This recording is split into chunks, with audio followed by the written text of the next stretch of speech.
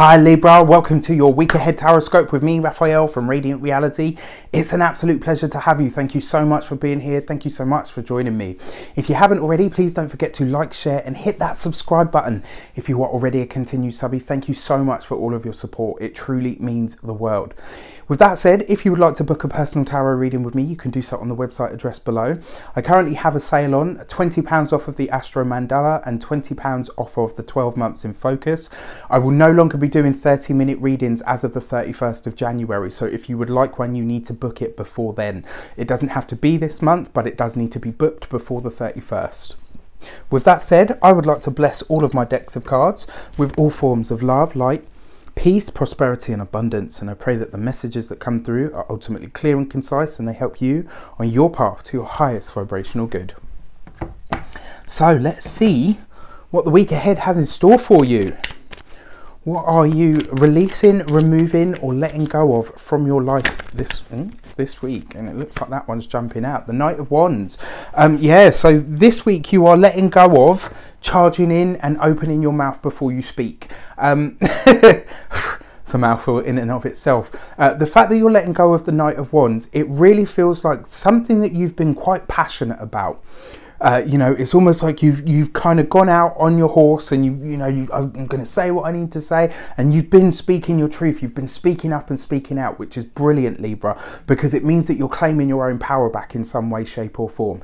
I kind of feel like this week you're going to temper that. It almost feels to me like you're saying, right, okay, now that I've been heard, now that things have adapted, evolved or changed, or now that I've shifted the energy by claiming my power back, I can put that down. It's almost like you feel like it's a persona.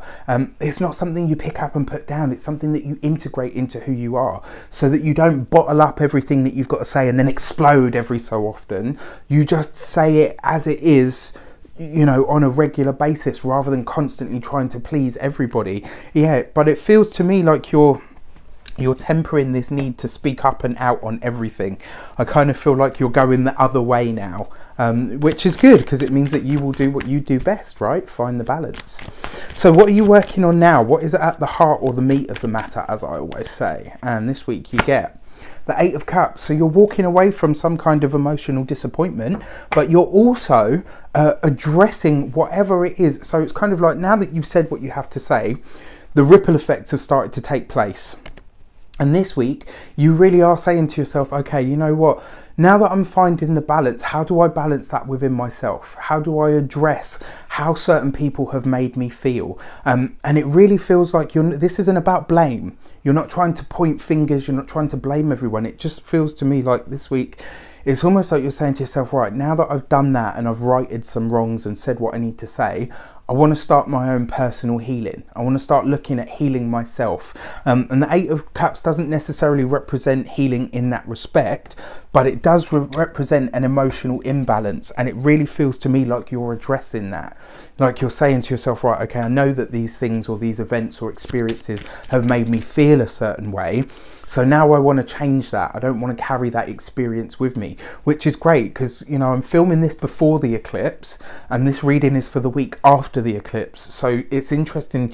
You're kind of getting a privy into what's coming up for you, which is great. You know, it's brilliant.